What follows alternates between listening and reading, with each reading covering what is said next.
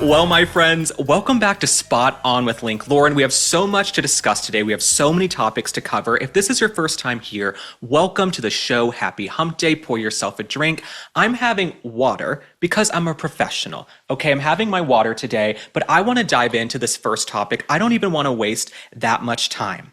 Apparently, the 70s are back. The 70s are back, and the Bush is back. I'm not talking about Jeb Bush, George Bush, Anheuser-Busch, the Australian Bush. No. Kim Kardashian is selling underwear with faux hair bush. You can't make this up. Take a look at the clip.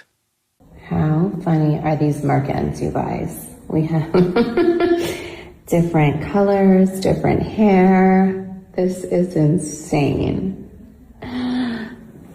Skims, baby.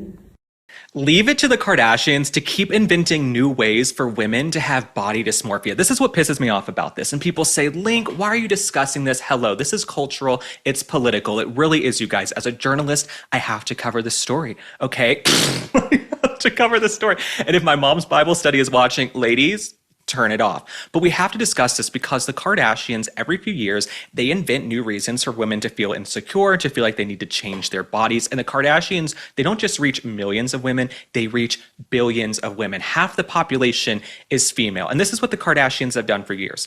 When they came onto the scene, they wanted you to believe that their derrieres and their behinds were natural. In my opinion, they had BBLs, they had plastic surgery to give themselves all of these enhancements. So other women went out there, they put their bodies in dangerous situations, they had surgeries, they had injectables and fillers, all of these things because they thought that's what's in vogue. The Kardashians are famous and look at their butts and look at their breasts. Well, then the Kardashians all went on Ozempic. Okay, they got rid of the butts, allegedly, in my opinion. So first off, they're telling you you need to be curvy and have a big butt and have big breasts. Then the Kardashians go lose all the weight with, quick trim and Ozempic and all these GLP-1 drugs. And so suddenly women are like, well, wait a second, we just paid to do all this. Now we have to do this. The Kardashians, they say, big lips are in. The girl's 16 years old, allegedly, Kylie Jenner, going and getting big lips. She's getting her lips done. She's dating rappers from down the street. Now the Kardashians say, you know what? We're not really into big lips anymore, okay? And I do think some women, most women now, are smart enough to know social media is not real life. But there are young, impressionable girls who look up to the Kardashians. And so what confuses me about this new product that Kim Kardashian is calling the Faux Hair Panty. Your carpet can be whatever color you want it to be. So she's selling this Merkin. What confuses me about the Kardashians, collectively, they have probably spent $1 million on laser hair removal just to drop this product. We'll put it back up on the screen. They have spent $1 million on laser hair removal just to drop a product to give themselves hair that they had naturally. Okay, so I understand why women are in an uproar. I will say it's nice that Kim Kardashian came out with a red one for Lindsay Lohan and for all of the redheads out there. But the Kardashians, why are they selling Merkins? Are you guys that desperate for money? The Kardashians are so desperate for money, they're now selling Merkins. Okay, Merkins. And what's the game plan here? What's the game plan? Let's say you go out with a guy. You're wearing your Kim Kardashian Merkin, okay? You're on the date, you're wearing your Kim Kardashian Merkin, you have a couple drinks, you go back to the guy's place. What if, you undress and he's like, what the hell is that? Like Jungle Boogie, like Jungle Boogie by Kool and the Gang. It's getting like jungle fever down there. And the guy's like, what the hell is going on? And I, imagine the carpet might not match the drapes perfectly. But the Kardashians, they're just always inventing new ways to make women feel sorry about themselves. And then Kim Kardashian, with her line Skims, she came out with bras that had nipple piercings on them. So you could buy a bra that made it look like you had your nipples pierced. So every single day, we just delve lower and lower as a society. And I love to see this trend of young women saying, you know what? We're going to go au naturel. We're going to be natural. We're going to love the way we were born. We're going to love the skin that we're in. And we're going to age gracefully. I think it's cool to have lines on your face and smile lines so people can see a life well lived, right? You don't need to look like this perfect robot all the time. And so I think it's important for so many young women now saying, we're done with the Kardashians. Their ratings are in the gutter. They're fake. They're phony. And who wants to take life advice from the Kardashians? Okay, look at the Kardashians' taste in men. Okay, there's not an NBA player they haven't slept with. There's not a rapper they haven't slept with. They have babies with all these ne'er-do-well guys. And then the guys aren't even around. The guys aren't even around in the kids' lives. Okay, so Kim Kardashian and the rest of the Kardashian clan, I don't really even want to hear from them anymore. I'll keep covering them when they do ridiculous things like this. Like, she has 12 different colors to choose from with this merkin, and she has curly and straight options. Oh, that's good for, little orphan Annie. They've got curly options. But this is just really, really crazy to me. And I just don't understand what the plan here is and why they spent years doing laser hair removal to then sell a merkin. So something's not adding up. I'm not in Mensa, but something's not adding up. Now, something else we have to discuss before we move on from the Kardashians, Kris Jenner. Right? The devil works hard, but Kris Jenner works harder. She has been open. She has been open about her plastic surgery recently and all of the tune-up she has had, which I think is good. Okay? Be transparent with these young women. Tell them what you're doing to your body. But Kris Jenner, she says part of the reason she looks so good is because she's doing a sauna. Let's take a look at that clip. When I felt like I looked good and I felt cute, I just had a better day. Yeah. That, now the biggest, most wonderful health tool I think I have is a sauna. Yeah. Do you use it often? Yeah, I do. Somebody told me that, Tony Robbins said on something that it increases your lifespan by 30 to 40% if you do it a couple days a week. Wow. Okay, Kris Jenner, number one. Not everybody can afford to have a sauna in their house. You can go to the gym. Right, but even having the time to go sit and luxuriate in a sauna, that sounds nice. Maybe if you guys stream this podcast a million times, I can go sit in a sauna all day. That sounds like a nice way of living. But Kris Jenner, she really wants you to think also that her body and her face comes from a sauna. You guys, these people have personal trainers, personal chefs, full security details. They have plastic surgery at their disposal. They can go in the middle of the night and sneak in and get nips and tucks and tune-ups. I'm jealous. But no, the Kardashians, to tell us that you look this way because of a sauna and to say that you're going to live 30 to 40% longer, apparently, because you're in a sauna, I would love to see the science to back that up. I would love to see the science that says you're going to live 30 to 40% longer if you're in a sauna. Maybe if you're getting laid in the sauna, maybe if you're having a little nookie in the sauna, all those endorphins make you feel good. I don't know what's going on in the sauna. She must have a very special sauna if she's going to live 40% longer. Also, how much longer does Kris Jenner need to live? Like, hasn't Kris Jenner made enough money? Hasn't she done enough? You know what I'm saying? Couldn't she die happy tomorrow? Like, all of these people who are into like longevity science and longevity wellness, how long does anyone need to live? Okay, I'm in my 20s. I feel like I've seen a lot of things. Okay, I've been a lot of places, seen a lot of faces. I don't want to live 40% longer than God intended me to. I certainly don't want to live 40% longer in a hot sauna. I don't want to sweat. So no, I avoid saunas also because I'm shy. If you guys couldn't tell. But no, when I go to a gym, which is sparingly, but if I go to a gym or hotel and they have a sauna, if it's empty, I might go in there because a little slice like me, I'm like, it's like throwing raw meat into a lion's den. I can't just go into a sauna, okay? People are gonna be coming at me. So no, I do not go in saunas. I'm way too private for that. So if I do go in a sauna, it's because it's empty. And I can't tell if I like the wet sauna or the dry sauna. These are questions that I have for Kris Jenner. But without further ado, I want to move on to more important topics than Kris Jenner, and that is Meghan Markle, the party crasher. Okay, we have to talk about Meghan Markle, the party crasher. So Meghan Markle and her team really put forth this narrative that she was personally invited to the Balenciaga show. She was personally invited to the Balenciaga show by Pier Paolo Picciolo. Why can't anybody have normal names anymore? Whatever happened to like Tom, Dick, and Harry? Pier Paolo Picciolo at Balenciaga invited Meghan Markle, apparently. That's the narrative she said. She said that they had reached out and said that they'd love for her to come and sit on the front row and yada, yada, yada. And she had this awkward moment with the designer, Pier Paolo, at the award show, at the runway show. You guys can tell I'm a real fashionista. I don't even know what the hell that is. If I saw Balenciaga, I wouldn't even know what it is. But Meghan really wanted people to believe that she was personally invited. And here's what he said.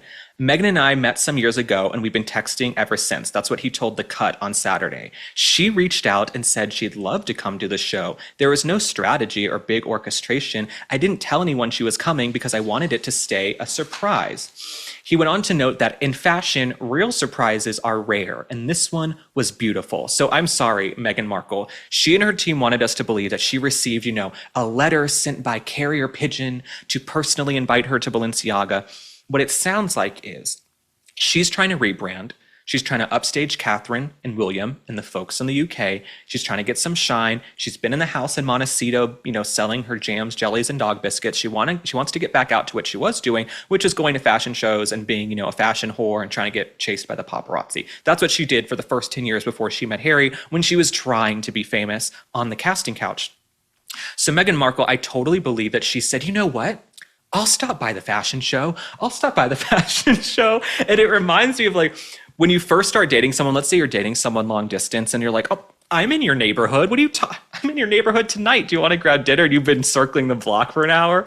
You know what I'm saying? Meghan Markle's like, I'll stop by the fashion show, Pier Paolo in Paris. Let me leave my kids and my husband and my kids who should be in school. I don't know what education they're getting. Let me leave my kids. I will pop by the fashion show like it's down the street. Don't worry, Pier Paolo. She flew to another continent and invited herself to a fashion show for clout and attention. And then she showed up in those rags. It looked like she was wearing the robe from the hotel. It's like she was at the Plaza Athénée in Paris and she just threw on the robe and went to the show. She's like wearing towels and sheets. So Meghan Markle, you are the official party crasher, but I'm not shocked, right? There's no depth Meghan Markle won't go to for clout and attention. Like I say, she's a little huckster. She's the Duchess of Scamelot. She's the Duchess of Soho House. But where things get a little bit dicier, not only did she invite herself to the Balenciaga show because she wants to be taken seriously in fashion and go to the Met Gala, she was also seen having lunch with the new editor of American Vogue, Chloe Malley, during her New York City trip. So someone photographed them. Let me read you a little bit about this. A cozy photo of the duo circulated via Dumois on Instagram, according to Page 6, showing them chatting in a booth at Manhattan's The Whitby Hotel. Fans predicted that the Duchess of Sussex will get a cover soon. A source told the Daily Mail, it's Megyn 3.0. She's on maneuvers and looking for yet another relaunch. I could not agree more with the Daily Mail on this one. Meghan Markle is always looking for a way to rebrand because she tries something and it crashes and burns and then she doesn't follow through. Meghan Markle, she doesn't want to work. She wants to twerk. Okay. She wants all the riches and all the fame, but she doesn't want to do the work. And the thing about the Kardashians, right? I was just railing on the Kardashians, but at least they work. No one can deny that the Kardashians don't whore themselves out and get up from sunup to sundown and just work hawking their products. You can't deny that the Kardashians have work ethic, okay? They will sell anything. They'd sell cupcakes, they'd sell Merkins, they'll sell bras. They'll do anything and they show up and they do the work. Meghan Markle, she wants to be this Martha Stewart entrepreneur character, but the thing is, Martha Stewart had charisma, she had swagger, she had authenticity. We've yet to meet the real Megyn because Megyn is so scattered and unhinged, in my opinion. She presents a new personality and a new career venture every single week.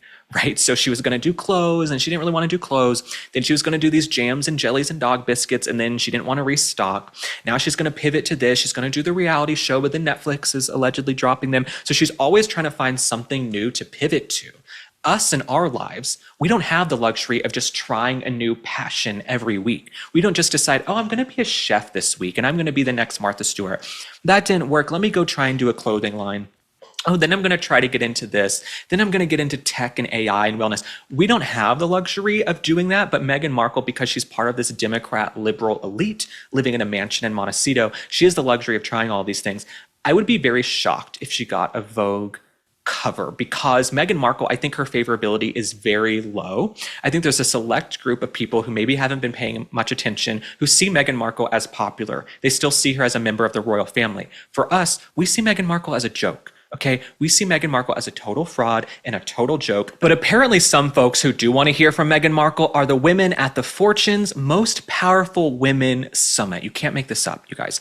Meghan Markle is going to speak at Fortune when the only reason she has a fortune is because she married well. Meghan Markle is not some great entrepreneur. The only thing she did well, and I'll give her credit for this, the one thing Meghan Markle did well, she married into royalty, okay? And then she couldn't even carry that through, okay? She fumbled the bag. She married the most eligible bachelor on earth, Prince Harry, and then that crashed and burned. So Meghan Markle, she goes to speak at Fortune's Most Powerful Women Summit, and she talks about how she has a really lean team. She likes to have a lean team. Let's take a look. Being able to now have my own business, it's very different than being on set. And even the set for With Love Megyn, that's a crew of 80 people. It's still a very large crew. But for my business, I've been very decisive about having a lean team. Only a delusional wannabe Duchess would say she has a lean team of 80 people working on her show. And I don't care what she says, okay? She says she has a lean team for her brand. You should have a lean team for your personal brand because your personal brand doesn't do anything, okay? Your personal brand, you don't even really want to sell those products anymore. You did 1 or 2 launches and then you said you're not restocking till 2026. What do you need 100 people for, Meghan Markle? But to say she has a lean team when there were 80 people working on that horrible reality show and she moved pretzels, you guys. She had 80 people working on that reality show with Love Megyn. She was moving pretzels from one bag into another. Okay, this is not a genius here. This is not, Anthony Bourdain. This isn't Martha Stewart. She moved pretzels from a bag to another. Okay, and then she made like bespoke candles or some BS like that. But she purports herself to be this high-profile business founder. You know what I don't want to hear from? I don't want to hear from business founders. I want to hear from business success stories, right? Everybody can found a business. Anybody can start an LLC and go online and do the paperwork. Okay, I feel like I'm teaching an economics class. Anybody can found a business and start something. But I want to see, what are your sales, right? What are your projections? Are you meeting benchmarks? Are you selling out every single time? That's what I want to know. So Meghan Markle, she calls herself a female founder. She's more like a female flounder, in my opinion, because she's floundering to find something to glom onto for relevance, because she knows in her heart of hearts. Meghan Markle knows in her heart of hearts, she blew it. She blew it. She totally, totally blew it, like she probably used to do on the casting couch in Hollywood. She blew it with the royal family. She could have stayed over there eating crumpets and scones and going to ribbon cuttings and been royalty. She lasted 18 months. She lasted 18 months and she absconded to the United States. Then she turned around and she shanked them. She shanked her in-laws. The Queen Elizabeth II, in her dying days, is being shanked by Meghan Markle, who's accusing them of racism, mistreatment, apparently locking her away and being negative for her mental health. That's what Meghan Markle did in the Queen's dying days. So for her to come around like she's this woman who supports women and she's this founder, it's a bunch of crap. It's a bunch of buffoonery, tomfoolery, and malarkey to cover the fact that she knows she blew it. And something else Meghan Markle blew is her Netflix deal. She now says that her Netflix deal, it's a good thing. It's a good thing that it's come to an end. Let's take a look at that clip. My husband and I were in an overall deal with Netflix, and then not dissimilar to Higher Ground and the Obamas deal. Once that had come to its term, the extension of it, which was such an incredible sign of the strength of our partnership, was now being in a first look deal, which is also exciting because it gives us flexibility to go to our partners first, and then at the same time to be able to shop content that might not be the right fit for Netflix, but has a home somewhere else. So I think my intention would be to have really bespoke, small retail collaborations. There she is using that word bespoke again. You can tell people are full of crap when they go around being like, bespoke. No, who really knows what bespoke means? I'm tired of people using the word bespoke, okay? Talk like an American, okay? Meghan Markle says she grew up over a garage in, Compton or wherever. Talk like that. Let's end all of this.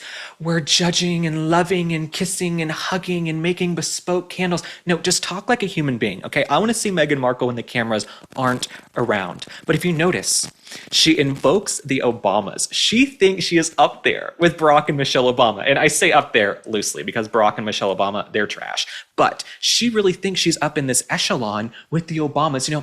Like the Obamas and their company, we're doing a first look deal. No.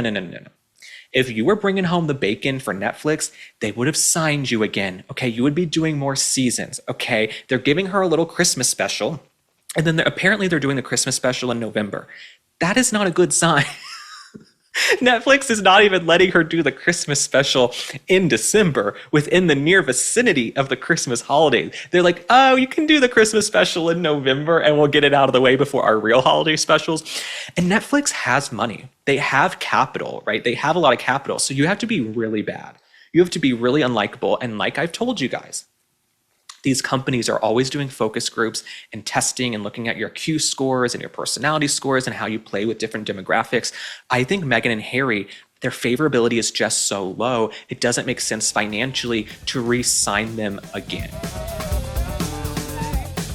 Did you know that Utah and Florida just passed bills banning fluoride in the water supply? There have been concerns for years over fluoride in water, and now even government data links fluoride to lower IQ in kids. That's why I love Cove Pure. They're doing something about it. It's a sleek countertop system, no drilling, no plumber. Just fill, plug in, and go. Their clear wave tech removes up to 99% of impurities, fluoride, arsenic, forever chemicals, gone.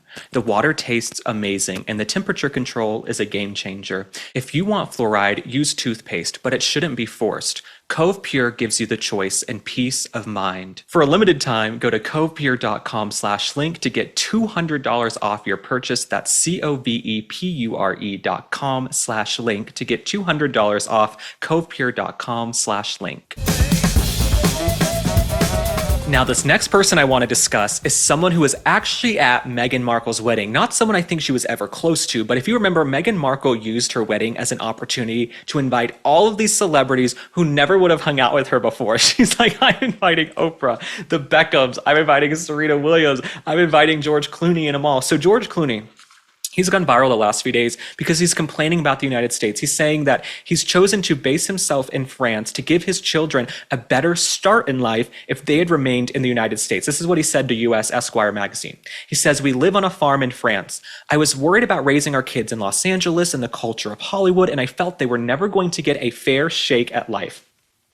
I am so sick of these rich, elite, liberal celebrities saying, we can't get a fair shake in Hollywood. I can't raise my kids in California," when George Clooney has gone out there and pushed every single failed Democratic candidate with failed liberal policies, open borders, crime, homelessness. You saw how hard he worked to get a Democrat elected in this last election. Kamala Harris. So George Clooney and all these celebrities who have the money, they're fleeing California. You notice, isn't that interesting? They're fleeing liberal cities and liberal states because they have the money to do so. But they want to vote and push for liberal policies and leave you standing there holding the bag. Okay, so the people of California, there's a reason I think California is the #1 state people are moving from. I think there are more U-Hauls rented in California leaving the state than anywhere else. And my message is this. If you're going to leave California and move to Texas, Florida, Arizona, you name it, Alabama, Kentucky, don't bring your failed liberal policies that you hated over there to these states and then start voting that way and turning them purple and shifting them blue. Okay, if you voted for liberal policies and it made you hate where you lived, Gavin Newsom's California, where they build bridges to nowhere, they're running a deficit of tens of billions of dollars, he only cleans up the state for foreign dictators. If you hate California, don't move and bring your liberal policies with you. But George Clooney, there's so many rich liberal celebrities now saying, we're moving out of California. We can't stay and raise our kids in California. Well, haven't y'all for decades been the one championing Gavin Newsom and Katie Porter and all these loser Democratic candidates? So you made your beds, and then you're going to leave all these other people to lie in it who might not have the resources to go move to a farm in France. And George Clooney wants you to think he's just on this farm in France, tilling to the land and planting flowers.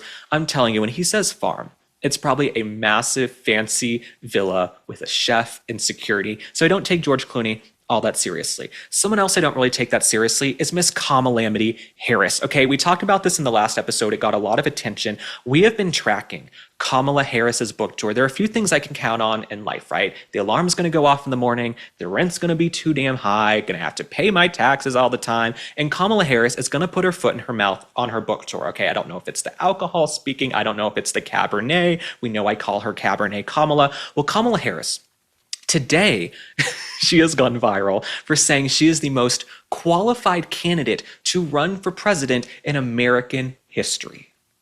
That is a decent resume, but go ahead. Well, some people have actually said I was the most qualified candidate ever to run for president. I like the some people say. Very nice, but go ahead. I'm just speaking fact. Yeah. Even the liberal interviewer, Kara Swisher. Okay, Kara Swisher is very liberal. She's not someone who would ever want to be stuck in an elevator with me. Kara Swisher was calling a flag on the play. And as I say, I don't know what a flag on the play means. I think it's a sports term, but nonetheless. Kara Swisher was like, I call BS on that. For Kamala Harris to say she's the most qualified candidate to ever run for president, who's saying that? Kamala, I think those are the voices in your head. I think the voices in your head are telling you you're great and you're amazing. I think it's the yes people. I think it's your boxes of wine you're surrounded by that are telling you you're great, keep running. This is how delusional Kamala Harris is and why she should never be near the nuclear codes ever again. The fact that she thinks she's the most qualified candidate to ever run for president, I dare you guys, please, in the comments, I study politics, I follow the campaign every single day. Name one hallmark, achievement, or accomplishment Kamala Harris has on her resume. Name it. Name it. I think Kamala Harris, if I really look at it, Kamala Harris is a lot like Meghan Markle and a little bit like Amber Heard and some of these women. They're sociopathic enough, in my opinion, and they can read people enough to social climb and get themselves into the right rooms, into the right spaces, but then they can't really get it over the line. They can't really bring home the bacon when they have to stand on their own 2 feet. Because watching Kamala Harris even give an interview, watching her give interviews is like watching a dog walk on its hind legs. Okay, so for Kamala Harris to say she's the most qualified candidate, what have you done? For 4 years, you were put in charge of the border, and then you oversaw the worst border invasion in world history. Kamala Harris, world history, drugs pouring in, fentanyl, crime, Lake and Riley, Jocelyn Ngari's blood on Kamala Harris's hands. So for her to say she's the most qualified candidate in history, either she is blotto, she is drunk, she is delusional, or she's lying to inflate her own ego because she can't take the fact that she lost the popular vote. Someone like Kamala Harris, who's been pretty enough her whole life and pretty popular in California politics, to have such a resounding defeat handed to you in November must be tough. It must be tough for Kamala. And if this is what she's saying in public, imagine how she's acting and lashing out in private. Now, moving on to someone we do love and respect and who we wish was still around, who really had political prowess and could connect with people and had work ethic, we have to talk about Charlie Kirk. So on Tuesday in the Rose Garden, Charlie Kirk was posthumously awarded a Medal of Freedom, a Presidential Medal of Freedom. This is such a beautiful ceremony. I am so upset I couldn't go and cover it as press. I could not travel and be there. It's one of those events where I really did have FOMO because it's going to go down in history. It's something so consequential. Charlie Kirk, people overuse this term, but that was an inflection point in our country. I really do believe the day Charlie Kirk was barbarically assassinated was the day millions of Americans woke up, right? I think Butler, Pennsylvania, and President Trump's assassination attempt was a day a lot of people woke up. I think Charlie Kirk's assassination woke up an entire generation of young people to say, whoa, whoa, whoa. The political extremism coming from the left, the violence has been ratcheted up, and we have to have a serious conversation about this because Charlie Kirk was assassinated for going and having dialogues with people, for talking to young people, having an open conversation, exercising his First Amendment right. And then weeks on, we don't even hear about Tyler Robinson anymore. Tyler Robinson, I have so many questions about Tyler Robinson, the alleged assassin. I have so many questions about his roommates, apparently this transgender furry cult he was allegedly living with. I have so many questions. But the good thing is, Charlie Kirk has been awarded a Presidential Medal of Freedom, and his wife, Erica Kirk, was there to accept the award, and so many influencers and people went who knew Charlie. It was so beautiful. It was such a moving time. She's one of the strongest women. One of the strongest women I think we're going to ever see in American politics and American culture, especially moving forward. I think she's going to step into her power even more. So I thought the Presidential Medal of Freedom ceremony was absolutely beautiful. And the last thing I'll say about it, Joe Biden gave medals of freedom to Anna Wintour and celebrities and George Soros, right? So I felt like Charlie Kirk's posthumous, Medal of Freedom was a return to its pure intent, right? It was what the Medal of Freedom was intended to be for, people who have actually done things for this country and sacrificed and made big waves in our culture and in our society. And so my thoughts and my prayers, I know it sounds trite, but my thoughts and my prayers, of course, as they do every day, go out to Erica Kirk and her 2 young children and the entire Turning Point family. I've got to share something that seriously upgraded my sleep. My Aurora Luxe mattress from Brooklyn Bedding. Sleep is everything when you're juggling a million things, and this mattress has been a total game changer. It's handcrafted in their US factory with top-notch quality, no shortcuts, no nonsense. The cooling technology cover keeps me cool all night and my back feels amazing, and it's no wonder it's endorsed by the American Chiropractic Association for Spinal Support. Their sleep quiz helped me find the perfect fit in minutes, and now I'm sleeping better better and waking up energized. Go to brooklynbedding.com and use my promo code LINK at checkout to get 30% off site-wide. This offer is not available anywhere else. That's brooklynbedding.com, promo code LINK for 30% off site-wide, and support our show and tell them that we sent you.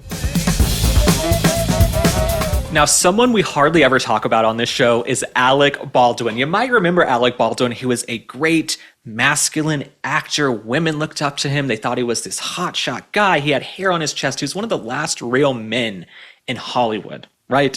Before Ilaria came along with her fake accents and her fake personality. I mean, I think her name is Hillary from Boston, and she wants us to think she's this like hot vixen Latina, like, hola, entonces, yo no quiero dar. No, sweetheart, you're from Boston. Take it down a notch, Ilaria. So Ilaria has come along, and I think Alec Baldwin is just a shell of himself. This is what happens when a man is emasculated. He's surrounded by 1,000 kids in that apartment in New York City, and he just wants to end it all.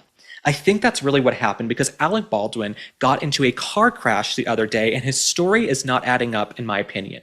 In my opinion, he was probably drinking, not paying attention. Maybe he zoned out and said, you know what, I'm done. I think Alec Baldwin would rather crash into a tree in the Hamptons than go home to be in a house with Hilaria, the kids, the nannies, and all of the chefs and everybody they have. They don't even probably have chefs anymore because of their financial situation. But nonetheless, I think Alec Baldwin was driving along and thought, I would rather crash into this tree than go home and spend 5 minutes in that prison of hell with Ilaria Baldwin, okay? And you know Ilaria Baldwin's probably in frickin' bitch mode, okay, from being voted off Dancing with the Stars. Ilaria is probably at bitch mode 10,000, okay? Bitch mode critical level after being voted off Dancing with the Stars.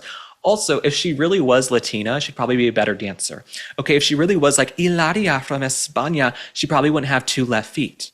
Okay, she could probably cook a little bit better too. So Ilaria Baldwin, apparently this was her Range Rover that Alec was driving when they crashed into a tree in the Hamptons. Now, his story is not adding up. And we actually have a clip. Let's take a look at this clip with his explanation of why this happened. But this morning I was in this car accident. Guy cut me off in a truck. Big garbage truck. I mean, a garbage truck the size of a whale. I've never seen a garbage truck. It must have been something commercial for like taking away material from construction or something. It was the biggest garbage truck I've ever seen. Anyway, I won't go into the details now and bore you, but to avoid hitting him, I hit a tree. I hit a big fat tree. So he says, I've just never seen a garbage truck like that. Maybe it's because he's such a rich elite who's been living in this fancy building in New York City. What's funny about Alec Baldwin, so where I used to live in New York City was right around the corner from where Alec Baldwin lived. And I'm not going to out where he lives, though you can look it up online. So I used to live right around the corner. I went to school right by where Alec Baldwin lived. And Alec Baldwin used to sit at this restaurant on 10th Street almost every night. If you walked by this restaurant on 10th Street, he would be outside. And Alec Baldwin had a little kickstand on his phone. So Alec Baldwin would be there late, I guess, right before they closed, even after they closed. And he'd be watching movies on the kickstand on his phone. And anytime I'd see Alec Baldwin there, I would think, he would rather sit alone at this restaurant, watching videos on his phone, watching a game on his phone, than walk down the street to that apartment with all the screaming kids and Ilaria. I mean, Ilaria's body, how does someone even have that many kids? Like, if I were Alec Baldwin, Alec, take my advice. Go get a vasectomy. Don't even tell Ilaria. Tell her you're going on a business trip for a couple of days. Tell her you're going to like a gun safety course, which is what you should have been taking. Tell Ilaria that you're going to take a gun safety course in Timbuktu and go around the corner to freaking Mount Sinai Hospital and get a vasectomy. And don't tell her, okay? Just be like, I don't know what's happening. I would go get a vasectomy if I were Alec Baldwin and just not tell Ilaria, because this is getting a little bit crazy. You can't afford all the kids. The bags under your eyes are freaking 10,000 pounds, okay? If Hermes were selling those bags, they'd be, $1 million. You don't look well. You're crashing into trees. Alec, listen to your friend Link Lauren here. Go get a vasectomy. Divorce Ilaria. Go get yourself like a studio apartment, a 1-bedroom apartment with just a bed. With a bed, some food, maybe a little desk, a lamp, Wi-Fi. It's always a pain in the ass to set up the internet in a building. Go get yourself a little 1-bedroom apartment and escape and have peace and think about what you want to do with your life. Because I'm telling you, in my opinion, you might think Ilaria saved you and she's this gift in your life. That's what these women want to brainwash you to think, okay? But I actually think, Alec Baldwin, you need to go be by yourself and sit. But for Alec Baldwin to come out with this cockamamie story that he was behind a garbage truck and he swerved to avoid the garbage truck and maybe he was so angry, we actually have an interview. You guys, here at the Spot On interview, we tracked down the driver of the garbage truck. Let's take a look. How do you like my garbage truck? This truck is in honor of Kamala and Joe Biden. Obviously, we're joking, but Alec Baldwin, the Trump derangement syndrome, all of the kids, the garbage truck crashing into trees. This is an opportunity for Alec Baldwin, I think, to go back to the drawing board and get some help. Well, this last topic I want to cover very quickly is that transgender identities are in free fall. There's this chart that has gone absolutely viral. You can see in the chart, we'll put it up on the screen. People identifying as trans peaked in 2023, and it has plummeted since. What's interesting is you've seen this shift in the culture back to common sense, faith, family, conservative values, American values. I think it shows, right, that all these kids identifying as non-binary and making up these pronouns, it was a trend. It was trendy. It was being pushed out by Dylan Mulvaney and folks on social media. And now kids have said, you know what? That was a bunch of crap. That was just a bunch of nonsense and a trend. Who I feel sorry for are the kids and the young people who were pushed into medically transitioning, changing their gender, being put on cross-sex hormones. Those kids could have lifelong repercussions. Some of those kids could be sterilized for life and have real repercussions because of something that was in vogue and trendy and peaked in 2023. But the woke mind virus, we talk all the time about this woke mind virus, it really is real, right? I remember in one of my strategic branding courses in college, you learn that your peer group and social media are the most impressionable ways to reach young people, right? If your peers show up wearing a certain bracelet or a pair of sneakers or shoes and you're a young teenager, you might go out there and try to get those sneakers or that bracelet, those pairs of shoes. That's what's going to happen, right? These young people are so impressionable, and it is so easy to sort of put something into their brains because their brains are sponges, they're still forming, their frontal lobes aren't connected. And so I think when kids were being inundated with all of this on social media, kids who never would have second-guessed their identity and said, I think I might be born in the wrong body, they said, you know what? I think I am. And now that they've grown up, they've matured, they're moving out of it, okay? And I think it's why we've seen this cultural shift as well. J.K. Rowling, the author of the Harry Potter books. I know I look like Draco Malfoy. Leave it in the comments. J.K. Rowling, the author of the Harry Potter books, she has really gotten a lot of heat the last few years because she says, you know what? There are two genders. It didn't used to be controversial to say that there are two genders, right? It seemed like normal. It was common sense. But she got canceled, okay? Even by her co-stars or the kids who starred in her films, Daniel Radcliffe, Emma Watson, they would attack her. Right? They would attack her like she was some bigot for saying there were two genders, right? She would say there are two genders and they tried to cancel the woman. That's what they did to J.K. Rowling. But what's interesting is, as we've talked about on the show, Emma Watson, who was in the Harry Potter films, she has sort of pulled back her criticism of J.K. Rowling. She's sort of warming back up to J.K. Rowling because these people are snakes and they can see the tides turning and shifting back to common sense. It's no longer cool or trendy to think there are 5,000 different pronouns, right? What's cool is having common sense and saying there are two genders, and if you don't believe in that, you're wackadoodle, and I don't really want to converse with you anyway. So people are coming back around to J.K. Rowling. People who were canceled for having common sense views back in 2023 and 2022, they are all vindicated. They are all vindicated right now. So I think we'll continue to see this trend line fall. What sucks and what is so disgusting and a miscarriage of justice is that these young people are going to have to suffer the repercussions. Well, I'm back to tell you about masa chips. If you guys know by now, I don't do Tostitos, I don't do other tortilla chips, but I am obsessed with guacamole, salsa, pico de gallo. My mouth is watering. And masa chips, I love them for a few reasons. Let me tell you why. They are made with just 3 ingredients and no seed oils, organic corn, sea salt, and 100% grass-fed beef tallow. You need to give masa a try, so go to masachips.com/link and use code LINK for 25% off your first order. That's masachips.com/link, code LINK for 25% off your first order. And if you don't feel like ordering online, that's fine. Masa is now available nationwide at your local Sprouts supermarket, so stop by and pick up a bag before they're gone.